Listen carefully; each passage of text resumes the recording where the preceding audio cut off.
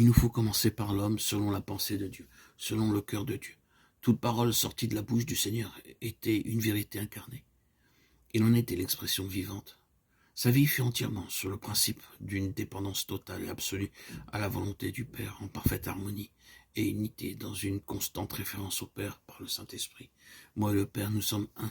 Jean 10:30.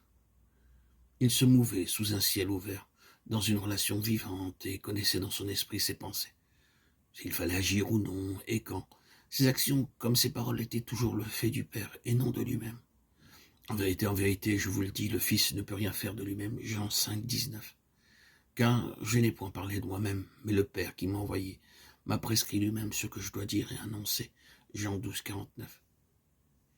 Il agissait selon les indications et en conformité avec le Père. Il ne fait que ce qu'il voit faire au Père, et tout ce que le Père fait, le Fils aussi le fait pareillement. Jean 5:19. Il possédait un discernement juste quant à ce qu'il entendait ou voyait, parce que gouverné par la seule volonté du Père. Le « je ne puis rien faire de moi-même » Jean 5:30 exprime son entière soumission. Il attribuait tout à Dieu. Le Père qui demeure en moi, c'est lui qui fait les œuvres. Jean 14:10. Il connaissait le Père, et sa vie est une révélation de ce qui signifie en expérience connaître Dieu. Il était conduit de façon souveraine par la vie qui lui apportait la connaissance de ce qui était dans le cœur du Père. Elle coulait librement, sans obstacle, en raison de cette parfaite harmonie qui régnait en lui. Son âme pure et sans péché était constamment en état d'écoute et de référence à la voix de Dieu. Je prends plaisir à faire ta volonté, ô mon Dieu. Psaume 49.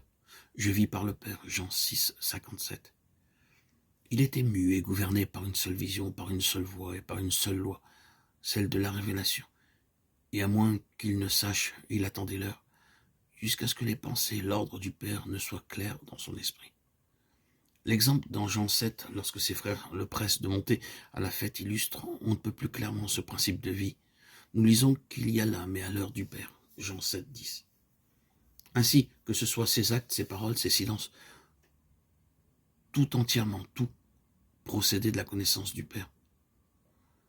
Nous mentionnons encore, il quitta la Judée et retourna en Galilée, comme il fallait qu'il passe par la Samarie. Jean 3:4. De ces simples citations ressort cette merveilleuse connaissance des pensées et intentions du Père qui le gouvernait. Aussi ne connut-il jamais l'anxiété ni les préoccupations fébriles, mais il était animé par ce profond désir de connaître les besoins et les désirs du Père. Le passage de Matthieu 3:13, alors Jésus vint de Galilée au Jourdain vers Jean pour être baptisé par lui, révèle son histoire secrète émanant de sa communion intime avec le Père. Après une longue attente, celle d'une heure enfin venue, tout relevé de sa vie intérieure, vécue en union avec le Père. Notre Seigneur est l'homme selon la pensée pleine et entière de Dieu. Et il est clair que le principe qui a présidé dans sa vie est celui qui doit régir la vie de chaque croyant et de l'Église.